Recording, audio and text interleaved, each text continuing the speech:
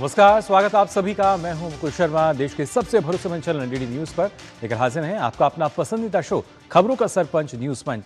कार्यक्रम के जरिए हम आप तक पहुंचाते हैं वो खबरें जिन पर रहती है सभी की नजर निगाह। लेकिन न्यूज पंच में सिर्फ खबर नहीं बल्कि होगी खबर की पूरी पड़ताल। तथ्य और आंकड़ों के जरिए आपको समझाएंगे खबर का हर एक पहलू। साथ ही ग्राउंड जीरो पर मौजूद अपनी टीम से लेंगे महत्वपूर्ण अपडेट और हर खबर पर पैनी नजर डालेंगे। आज न्यूज पंच के जरिए जिन खबरों पर हमारी नजर रहेगी, सबसे पहले आइए उनका रुख कर लेते हैं। न्यूज पंच में सबसे पहले बात करेंगे खासतौर से एसआईआर के असर को लेकर। जी हां, अगर बात की जाए पश्चिम बंगाल की तो यहां पर बांग्लादेशी पहले से ही एसआईआर से डरे हुए हैं और भागते हुए नजर आ रहे हैं। क्या है पूरी खबर, विस्तार से आपके साथ हम साझा करेंगे। इसके साथ साथ आपको बताएंगे कहां पर वंदे मातरम से ऐतराज जो है वो नजर आ रहा है। आखिर कैसे धर्म बड़ा या राष्ट्र, ये सवाल अब सामने खड़ा हुआ है। इसके बारे में भी आपके साथ हम साझा करेंगे क्या है पूरी खबर। और आखिर में बात करेंगे यहाँ पर डेनमार्क की भी, जहाँ पर सोशल मीडिया बैन हो गया है। इसके पीछे क्या वजह है वो भी आपके साथ हम यहाँ विस्तार से साझा करेंगे। लेकिन आइए सबसे पहले नजर डालते हैं, आप सीधा आपके लिए चलते हैं बिहार के सासाराम, जहाँ बीजेपी के वरिष्ठ नेता अमित शाह चुनावी जनसभा को संबोधित कर रहे हैं। के लिए घुसपैठिए को बचाने के लिए मुझे बताओ सासाराम वालों, बिहार में घुसपैठियों की कोई जगह होनी चाहिए क्या? जोर से बोलो, होनी चाहिए। ये लोग घुसपैठिए को बचाना चाहते हैं। घुसपैठिया हमारे युवाओं की नौकरी छीन रहा है, हमारे गरीबों का राशन में हिस्सा ले रहा है और देश को भी असुरक्षित कर रहा है। ये लालू के बेटे और राहुल को जो करना है वो करने दो। मैं आज सासाराम की भूमि पर से कहकर जाता हूं, बिहार और देश से एक एक घुसपैठिए को चुन चुन कर हम निकालने का काम करेंगे। भाइयों बहनों, उन्होंने घुसपैठियों को अपनी वोट बैंक बनाया है। हमें नहीं चाहिए घुसपैठिए के वोट, हम तो सासाराम के युवाओं के वोट से, हमारी जीविका दीदी के वोट से जीतने आए। भाइयों बहनों, उन्होंने घुसपैठिया कॉरिडोर बनाना चाहते हैं और नरेंद्र मोदी जी इंडस्ट्रियल कॉरिडोर बनाना चाहते हैं। इंडस्ट्रियल कॉरिडोर बनाना, आपने मोदी जी को बार बार वोट दिया है, आपने नीतीश बाबू को बार बार वोट दिया है और बिहार में ढेर सारा परिवर्तन आया है। अगले 5 साल में हम पूरे बिहार को एक विकसित राज्य बनाने का काम करेंगे। एक विकसित राज्य बनाने का काम। मित्रों, सामने एनडीए के सामने एक महागठबंधन लड़ रहा है। वो अंदर अंदर भी लड़ रहे हैं, हमसे कम लड़ रहे हैं, एक दूसरे के खिलाफ ज्यादा लड़ रहे हैं। मगर मित्रों, एनडीए जो है 5 पांडव की तरह एक मुस्त होकर, एकजुट होकर चुनाव में लगा है। एक मुस्त होकर हर जगह पांचों पार्टी के कार्यकर्ता, चाहे हम के हो, चाहे रालोमो के हो, चाहे पासवान जी की पार्टी के हो, चाहे जदयू के हो, चाहे मेरी भारतीय जनता पार्टी के हो, सभी एक मुस्त होकर लड़ते हैं। और मित्रों, ये एकता ही आने वाले दिनों का विजय का संकल्प है। भाइयों बहनों, मैं आज कह कर जाता हूं कि मोदी जी बहुत कम समय में रोहतास के सोनाचूर चावल को जीआई टैग देकर सोनाचूर के किसानों का कल्याण करने वाले। यहीं की प्रसिद्ध सोन मछली को भी, सोन मछली का भी मार्केटिंग का पूरा व्यवस्था हम करने वाले हैं। हम पूरा व्यवस्था, ये 20 साल में, मोदी जी के 11 साल में बिहार भय मुक्त बना है। टूटी फूटी सड़कों की जगह शानदार हाईवे बने हैं। ये डिबरी युग खत्म होकर 20 से 22 घंटा बिजली हर घर और हर गांव में आती है। मैं 2015 में आया था। 2015 में यहां चार्जिंग, मोबाइल चार्ज करने की दुकानें लगी थी, क्योंकि घर में बिजली नहीं थी। अब हर घर में बिजली भी पहुंची है और 24 घंटा रहती है। मगर मित्रों, फिर से ये जंगल राज लाना चाहते हैं। हमारे बिहार के कई जिले, गोपाल बाबू भी बैठे हैं, औरंगाबाद हो, सासाराम हो, एक बहुत बड़ा क्षेत्र गया जी हो, नक्सलवाद की चपेट में था। 40-40 साल से ये लोग नेपाल काठमांडू से तिरुपति तक रेड कॉरिडोर बनाने का सपना देखते थे। नरेंद्र मोदी सरकार ने बिहार को नक्सलवाद से मुक्त कर दिया है, नक्सलवाद से मुक्त। तो बिहार में चुनाव प्रचार का आज अंतिम दिन है और इसी कड़ी में हमने देखा किस तरीके से अमित शाह धुआंधार प्रचार में जुटे हुए हैं। सीधे तौर पर उन्होंने यहां पर कहा कि ठगबंधन जो है वो आपस में ही लड़ रहा है, हमसे वो क्या लड़ेंगे। साथ ही बताया कि बिहार में जो कि पहले जंगल राज था, मूलभूत सुविधाओं के लिए लोग तरसते थे, लेकिन अब जो एक नई तस्वीर है वो सबके सामने है। अब बिहार पूरी तरीके से बदल चुका है। अब आइए न्यूज़ पंच में हम आगे बढ़ते हैं, बात कर लेते हैं हमारी पहली खबर की। क्या वो खबर है जिसका जिक्र खासतौर से आपके साथ हम कर रहे हैं। दरअसल बात अगर की जाए पश्चिम बंगाल की, तो आपको बता दें पश्चिम बंगाल में एसआईआर पर जो बवाल है वो होता हुआ नजर आ रहा है। अभी से, यानी जब सुगबुगाहटी जैसे हुई एसआईआर की, इतने में ही जो बवाल है वो होना शुरू हो गया और इस तरह की जो तस्वीरें हैं वो वहां पर नजर आने लगी। वजह सीधे तौर पर एसआईआर है और इसको लेकर कहीं ना कहीं अगर वहां की ममता सरकार की भी हम बात करते हैं तो एक डबल स्टैंडर्ड वहां भी नजर आ रहा है, दोहरे मापदंड नजर आ रहे हैं। लेकिन वो तमाम इलाका जहां पर बांग्लादेशी जो रहते थे, अब वो इलाके खाली होते जा रहे हैं। वहां पर जो झुग्गियां थी, जो घर थे, उनमें लगभग जो ताला है वो लगा हुआ नजर आ रहा है। इसके पीछे की जो सारी हकीकत है वो एसआईआर से जुड़ी हुई है। कुछ जो तस्वीरें आई हैं वो भी आपके साथ हम यहाँ साझा कर लेते हैं, किस तरह की जो तस्वीरें हैं वो नजर आ रही हैं। आप देख सकते हैं इन दोनों तस्वीरों में कैसे जो बांग्लादेशी हैं एसआईआर का नाम आते ही अब खौफजदा हैं, डर के साए में हैं और यहाँ से अब भागते हुए नजर आ रहे हैं। और इन तस्वीरों के अलावा भी सोशल मीडिया पर न जाने कितनी ही तस्वीरें हैं, वीडियो हैं जो कि वायरल हैं, जो कि बता रहे हैं कि आखिरकार एसआईआर से क्यों डर बांग्लादेशियों को लग रहा है, क्यों पश्चिम बंगाल की सरकार इस पर दोहरे मापदंड अपनाती हुई नजर आ रही है। आपको बता दें पश्चिम बंगाल के कई ऐसे इलाके जहां पर इन बांग्लादेशियों का कब्जा था वो वहां पर लगातार रहते थे, लेकिन अब इन झुग्गियों में, उनके घरों में ताला जो है वो लग चुका है और उसी की ये तस्वीरें आप देख सकते हैं।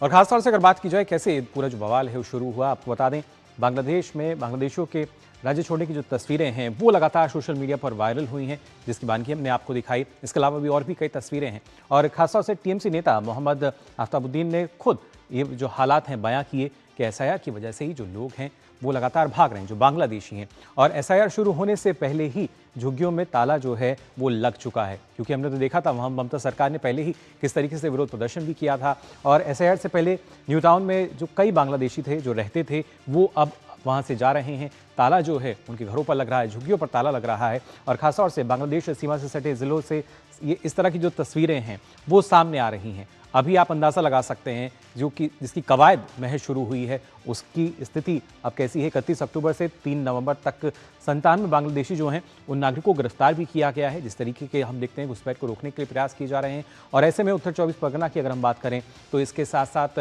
सोतारली और हकीमपुर सीमा क्षेत्र गिरफ्तारी इन क्षेत्रों से की गई है। और सभी बांग्लादेश के जो हैं वो लगातार सतखीरा, बागेरहाट, नाराइल और जाशोर के निवासी हैं, उनके पास से बाकायदा इसके जो प्रमाण हैं वो भी उनके पास मिले हैं। और इसके साथ अगर बात की जाए, आपको जैसा हमने बताया था, प्रधानमंत्री नरेंद्र मोदी जो कि उत्तराखंड के आज दौरे पर हैं और उत्तराखंड का जो रजत जयंती कार्यक्रम था उसमें वो शामिल हुए। इस दौरान क्या तस्वीरें सामने आई जब प्रधानमंत्री पहुंचे?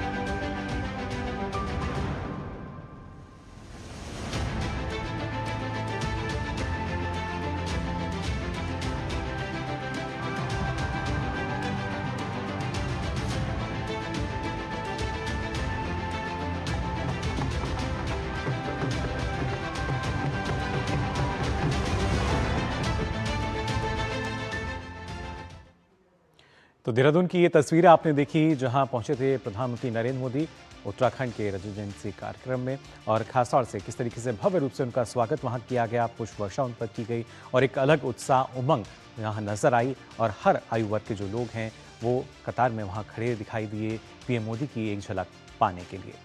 आइए कार्यक्रम में आगे बढ़ते हैं न्यूज़ पंच में, और खासतौर से जिस तरीके से हम आपके साथ साझा कर रहे थे पश्चिम बंगाल की अगर बात की जाए एसआईआर मुद्दे पर, किस तरीके से वहां पर अब कहीं ना कहीं एक डबल स्टैंडर्ड जो है वो भी नजर आ रहा है। ममता सरकार का क्या ये डबल स्टैंडर्ड है, इसको समझने की हम कोशिश करेंगे। दरअसल यहाँ पर जो बात पहले की गई थी एसआईआर फॉर्म लेने के दावे को अब ममता बनर्जी ने खारिज कर दिया है, और इसके साथ साथ एक आरोप लगाया है मीडिया पर कि मीडिया ने झूठ फैलाने का यहाँ पर काम किया है। आपको बता दें, जब उन्होंने कहा कि जब तक हर बंगाली इसे नहीं भरता मैं भी इसको नहीं भरूंगी, जबकि पहले हमने देखा था किस तरह की तस्वीरें जो हैं वो सामने आई थी। जबकि ममता के कालीघाट स्थित आवास की अगर बात की जाए तो यहाँ पर जो बीएलओ थे वो पहुंचे थे, और बूथ लेवल अधिकारी ने उनको एन्यूमरेशन फॉर्म जो है वो भी सौंपा था, और निर्धारित बूथ के तहत औपचारिक रूप से वो जो फॉर्म था वो उनको सौंपा गया था। बूथ लेवल अधिकारी ने सीएम से मुलाकात की थी, फॉर्म उनके आवास स्थित कार्यालय में भी जमा कराया गया था, और फॉर्म भरे जाने के बाद बीएलओ से लेने भी जाएंगे। लेकिन अब एक दोहरा मानदंड जो है वो भी यहाँ नजर आ रहा है। बंगाल में एसआईआर का विरोध कर रही हैं ममता बनर्जी यूं तो, लेकिन विरोध के बीच ममता ने एन्यूमरेशन फॉर्म को स्वीकार भी किया, और उसको अब उसकी अपनी ही बात को खारिज करती हुई भी नजर आ रही हैं, और लोगों से एसआईआर के विरोध का आह्वान कर चुकी हैं ममता। एक विरोध मार्च हमने देखा था किस तरीके से उन्होंने किया था, लेकिन अगर देखा जाए एक आर पार की स्थिति जो है वो फिलहाल पश्चिम बंगाल में नजर आती है। उसके पीछे वजह यही है कि कैसे आपको बता दें पश्चिम बंगाल में एसआईआर को लेकर सियासी घमासान जो है वो नजर आ रहा है। फिर खासतौर से ममता बनर्जी की हम बात करें, या वहां पर जिस तरीके से विपक्ष उनके सामने है, सत्ताधारी टीएमसी और विपक्षी बीजेपी अब आमने सामने नजर आते हैं। लगातार दलील यही दी जा रही है कि आखिर ममता बनर्जी इसका विरोध क्यों कर रही हैं, लेकिन एसआईआर का विरोध आपको बता दें ममता बनर्जी जो है लगातार कर रही हैं विरोध मार्च। इसके हमने देखा था उन्होंने किस तरीके से आयोजित किया था, लोगों से भी इस बात का उन्होंने जिक्र किया। केंद्र और चुनाव आयोग के खिलाफ कहीं ना कहीं एक मोर्चा जो है वो खोलते हुए उनको देखा जा रहा है, और उसी वजह से लगातार बीजेपी के निशाने पर भी वो बनी हुई हैं। ममता ने एसआईआर के विरोध में कोलकाता में एक बड़ी रैली भी की थी। जी हाँ, जब उन्होंने विरोध मार्च यहाँ पर निकाला था, और उसके बाद से लगातार उस विरोध मार्च की हम बात करें या उसके बाद की अगर बात की जाए, स्थिति अब सबके सामने है। वहां से जो तमाम क्षेत्र थे जहां बांग्लादेशी रहते थे, वहां उन झुग्गियों में घरों में अब ताले नजर आ रहे हैं। फिलहाल क्या स्थिति है इस पर और अपडेट लेंगे, इसके लिए हमारे संवाददाता जो हैं वो हमारे साथ जुड़ चुके हैं। आपको उनके साथ बताएंगे क्या स्थिति फिलहाल अभी बनी हुई है, जो अपडेट है, क्योंकि जिस तरीके से पहले ममता बनर्जी जो हम देखते हैं कि जब बीएलओ उनके आवास पर पहुंचते हैं तो उस फॉर्म को स्वीकार करती हुई नजर आती हैं, जबकि उससे पहले वो लगातार जो जनता है उसको कहीं ना कहीं बरगलाते हुए भी हम कह सकते हैं। पहले ममता बनर्जी किसी चीज़ के लिए हाँ करती हैं, फिर ना करती हैं, और उसके बाद सारा जो हम कह सकते हैं सारा दोष जो है वो मीडिया के सिर फोड़ दिया जाता है, और ये कहा जाता है कि मीडिया जो है वो झूठ फैला रही है। फिलहाल और किस तरह की तस्वीरें हम अगर आपको दिखाएं, क्या कुछ तस्वीरें वहाँ नज़र आ रही हैं वो उनको अगर आप देखें एक बार दोबारा, कई ऐसी झुग्गियाँ जहाँ पर जो ताला है वो लग चुका है। आप देख सकते हैं कैसे सामान जो है वो जा रहा है, और इनके अलावा भरमार है सोशल मीडिया की अगर बात की जाए, इस तरह की वीडियो हैं जिसमें बड़ी संख्या में, काफ़ी संख्या में जो बांग्लादेशी हैं उनको देखा जा सकता है। और इन्हीं के बाद कई सवाल अब यहाँ सीधे तौर पर खड़े होते हैं। सवाल यही, क्या वाकई ममता बनर्जी जो हैं वो नहीं चाहती कि एसआईआर की शुरुआत वहाँ पर हो, और क्या वाकई इतनी बड़ी संख्या में जो घुसपैठिए हैं, जो हम कह सकते हैं जो बांग्लादेशी हैं, जो अवैध रूप से रह रहे हैं, उन पर आखिर अभी तक कार्रवाई क्यों नहीं की गई? क्या वही ममता बनर्जी का एक वोट बैंक था जिसके जाने से, जिसके भागने से कहीं ना कहीं विरोध मार्च जो है वो निकाला गया, बड़ी रैली की गई, और उसके बाद एक दोहरा मापदंड ममता बनर्जी का यहाँ नजर आता है। पहले फॉर्म को स्वीकार किया जाता है, बाद में अपनी ही बात को खारिज किया जाता है, और सारा दोष मरा जाता है मीडिया के सर पर। ये कहा जाता है कि इस तरह की जो झूठी खबरें हैं वो फैलाई जा रही हैं, लेकिन एसआईआर को लेकर शुरुआत से ही हमने देखा है कि किस तरीके से ममता बनर्जी जिनके विरोध के सुर नजर आए थे। फिलहाल क्या और अपडेट है इसकी जानकारी हम लेंगे, हमारे संवाददाता सौरभ दत्ता हमारे साथ जुड़ चुके हैं। सौरभ से जानेंगे क्या स्थिति बनी हुई है, और इस तरह की तमाम जो वीडियो लगातार सामने आ रहे हैं क्या उनकी सच्चाई नजर आती है, क्योंकि कई ऐसे इलाके, कई ऐसे क्षेत्र जहां पर ताले जो हैं जड़े हुए हम देख रहे हैं। सौरभ, क्या स्थिति फिलहाल आप देख पा रहे हैं, और खासतौर से ममता बनर्जी का एक जो डबल स्टैंडर्ड यहाँ दिखता है, पहले फॉर्म स्वीकार कर लिया जाता है लेकिन बाद में अपनी ही बात को खारिज करती हैं। देखिए, एसआईआर मंगलवार को यहाँ से बंगाल में यहाँ पे शुरू हुआ है, और एसआईआर शुरू होने के बाद ही बहुत सारे जिले हैं जो जिले बांग्लादेश के करीब है, जो बांग्लादेश के जो बॉर्डर एरियाज के करीब है, वहां से लगातार तस्वीर आ रहे हैं कि वहां पे बहुत सारे जो बांग्लादेशी एरियाज जो थे, वहां पे जो झुग्गियां है वहां पे ताला पड़ चुका है। और किसी किसी जगह पे तो ये भी तस्वीर सामने आ रहा है कि कई लोगों को गिरफ्तार किया गया है। न्यू टाउन का तस्वीर अभी हाल ही आज ही का तस्वीर है, जहां पे खुद वहां का जो जिला परिषद मेंबर है, ये नॉर्थ 24 परगना के अंदर आता है, N24 डिस्ट्रिक्ट के अंदर आता है, वहां का जो आफ्ताबुद्दीन है, जिला परिषद मेंबर टीएमसी के हैं, वो खुद मान रहे हैं कि वहां पे बांग्लादेशी थे और अभी वहां पे वो लोग नहीं हैं। उनका तो ये भी कहना है कि कई कई लोग कागज की तलाश में चले गए हैं। और यहीं पे स्वरूप नगर में वहां पे 97, जैसे कि आपने कहा कि 97 बांग्लादेशी को अरेस्ट किया गया है। यहाँ पे शिलीगुड़ी में एक मिलिट्री स्टेशन है बैंगडुबी, वहां पे एक बांग्लादेशी नेशनल को पकड़ा गया और उनके पास से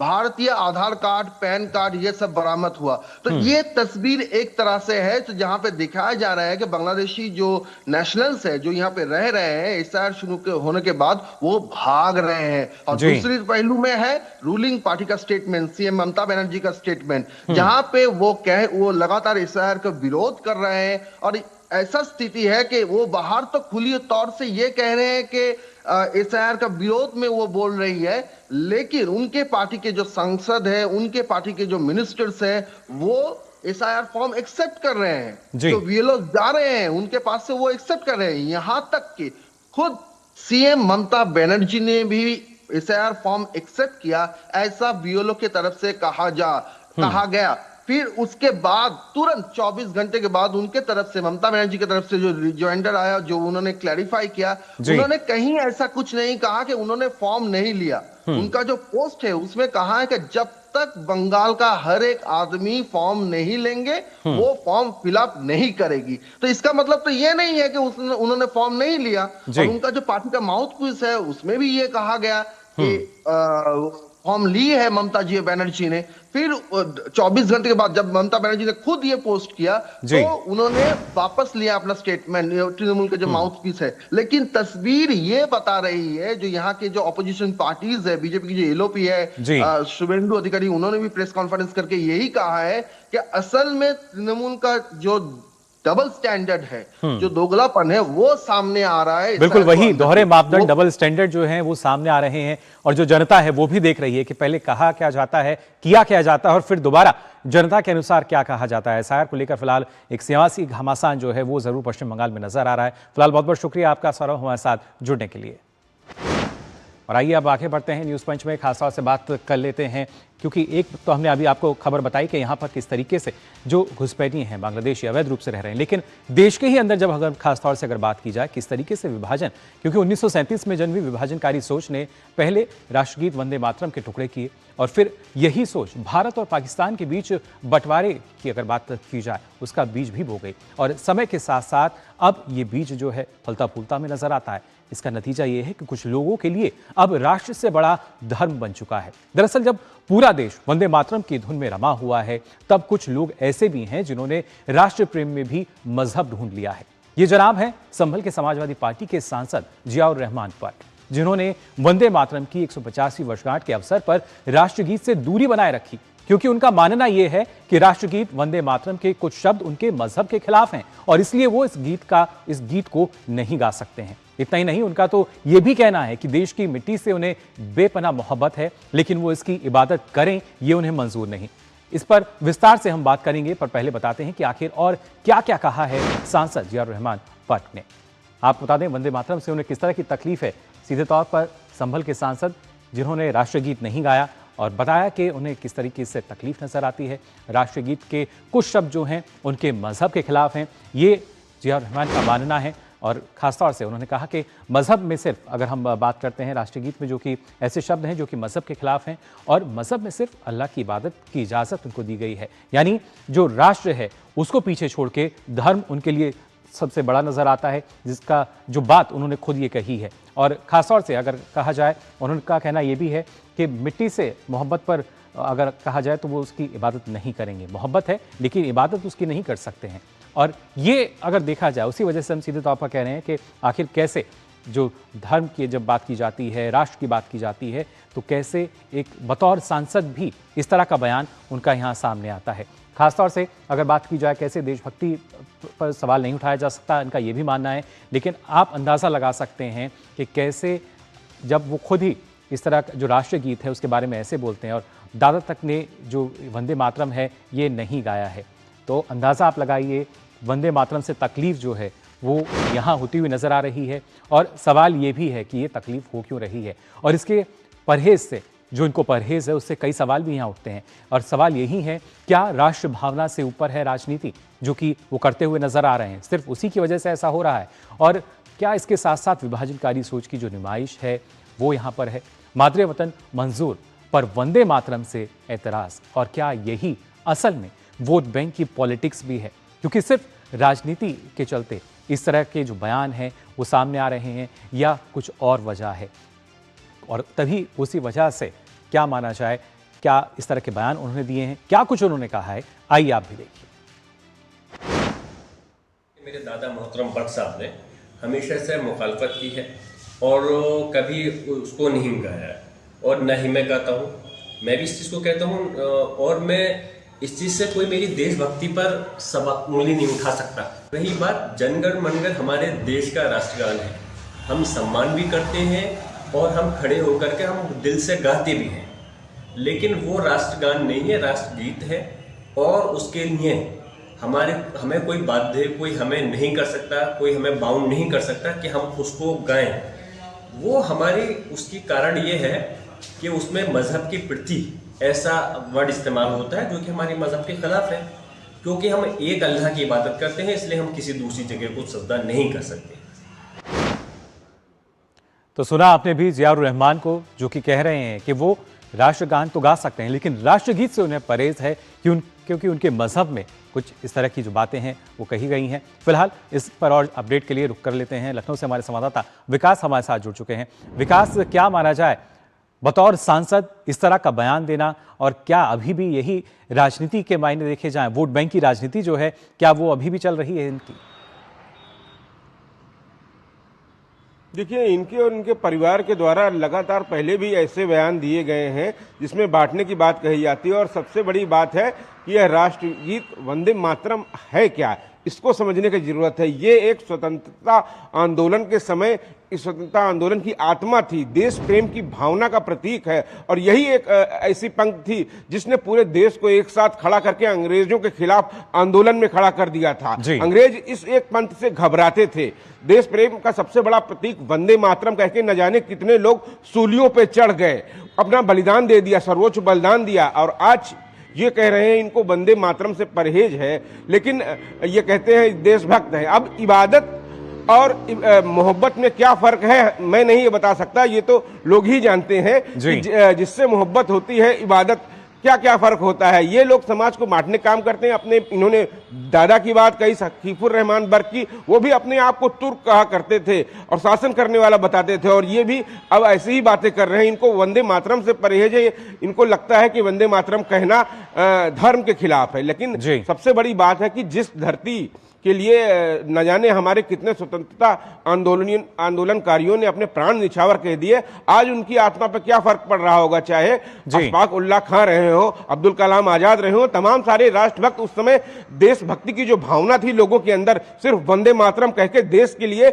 बलिदान करना, लड़ाई करना, बस यही था। लेकिन आज जब वंदे मातरम के हम 150वीं जयंती मना रहे हैं, पूरा देश हर्षोल्लास में है वंदे मातरम को लेकर, तब ऐसे बयान कह देना बिल्कुल समाज को बांटने का काम होता है। और न जाने कितने लोगों के रग रग में बसा हुआ है यह वंदे मातरम। जाति धर्म भेदभाव के लिए नहीं होता है, ये सिर्फ एक राष्ट्र प्रेम का प्रतीक है। लेकिन ये एक सोच ऐसी डाल देना लोगों के मन में, लोगों के जहन में कि ये एक धर्म के खिलाफ है, बिल्कुल ऐसी सोच के खिलाफ पूरे देश को खड़ा होना चाहिए। और कहीं ना कहीं राष्ट्र सबसे ऊपर सर्वोपरि होता है, और इस राष्ट्र के लिए न जाने कितने लोगों ने अपने बलिदान किए हैं। बिल्कुल बेहद ही राष्ट्र की एकता सबसे महत्वपूर्ण होती है। और ऐसे बयान, विवादित बयानों का समर्थन करने वालों की एक फहरिस्त है जो अपने अपने लाभ के कारण कहते हैं। बिल्कुल, लेकिन ऐसे विवादित बयान के बाद इस तरह के सवाल उठने लाजमी हैं और उसके बाद वो आखिर कुछ भी जवाब दें, लेकिन जब बात राष्ट्र की आती है तो उसको उन्होंने पीछे छोड़ दिया और एक बार फिर से मजहब को कहीं ना कहीं ऊपर उठाते हुए नजर आए। फिलहाल बहुत बहुत शुक्रिया आपका विकास, हमारे साथ जुड़ने के लिए। तो वंदे मातरम जो कि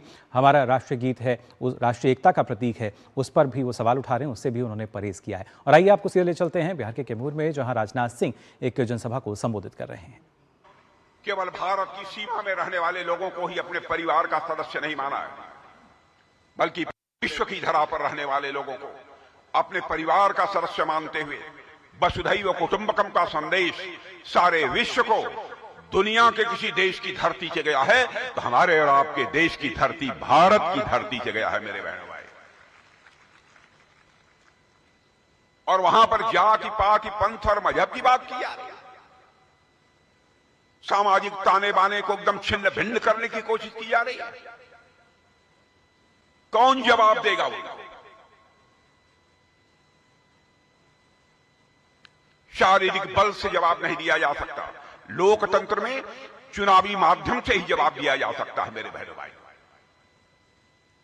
और कोई दूसरा रास्ता नहीं है। क्या है भारत? लोग समझें, हिंदू हो मुसलमान हो सब भाई भाई। या तो केवल भारतीय जनता पार्टी को, एनडीए को बदनाम करते हैं केवल सरकार बनाने के लिए, और कुछ लोग गुमराह हो भी जाते हैं। अरे भारत को समझो, भारत है क्या? दुनिया में कोई देश इस टक्कर का नहीं है मेरे बहने भाइयों, भारत है। हमारी माताएं बहनें घर में आटा गूंथती रहती हैं रोटी बनाने के लिए, चींटी भी बगल से गुजर जाती है तो पैर से दबाकर उस चींटी को मारती नहीं है, बल्कि थाली से आटा निकालकर उस चींटी के सामने डाल देती हैं और उसके भी दीर्घजीवी होने की कामना करती हैं। तो हमारी भारत की माताएं और बहनें, ये है भारत। उस भारत के बारे में ऐसा दुष्प्रचार। बहनों भाइयों, बिहार को बचा लो, यही मैं कहने आया हूं। और संगीता को मैं कहूंगा, संगीता ने बहुत सूझबूझ से काम लिया, बहुत सोच समझ कर काम लिया।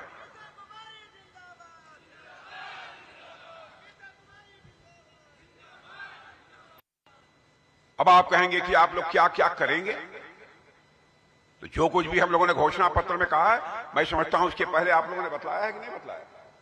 घोषणा पत्र में बतला दिया था, मालूम हो गया है ना। अब हम लोगों ने प्रधानमंत्री किसान सम्मान निधि का वादा नहीं किया था 2014 में, लेकिन बहनों भाइयों, सरकार बनते ही मैं और प्रधानमंत्री जी दोनों लोग बैठे थे जब सरकार 2014 में बनी। अधिकारियों की बैठक ले रहे थे प्रधानमंत्री जी, मैं भी बगल में ही बैठा था। मैंने पूछा, ये खाता क्यों खुलवा रहे हैं, इतनी जल्दी क्या है? कहे राजनाथ जी बाद में बताएंगे। बाद में उन्होंने बताया बैठक समाप्त होने के बाद इसका लाभ क्या होगा। उन्होंने कहा इसके माध्यम से हम घर घर में पैसा भेजें। वाह! और बहनों भाइयों, प्रधानमंत्री किसान सम्मान निधि के अंतर्गत 6,000 आपके खाते में पहुंच रहा है। तो बिहार के कैमूर में एक चुनावी जनसभा को फिलहाल राजनाथ सिंह संबोधित कर रहे हैं। उन्होंने कहा कि एनडीए ने अपना जो संकल्प पत्र जारी किया था उसमें लिखे हर वादे को हम पूरा करेंगे और बिहार को अगर बचाना है तो ये एक मौका तमाम लोगों के पास जिसका असर इन चुनावों में नजर आ सकता है। तो फिलहाल के लिए न्यूज़ पंच में बस इतना ही। पूरी टीम को दीजिए अनुमति। नमस्कार।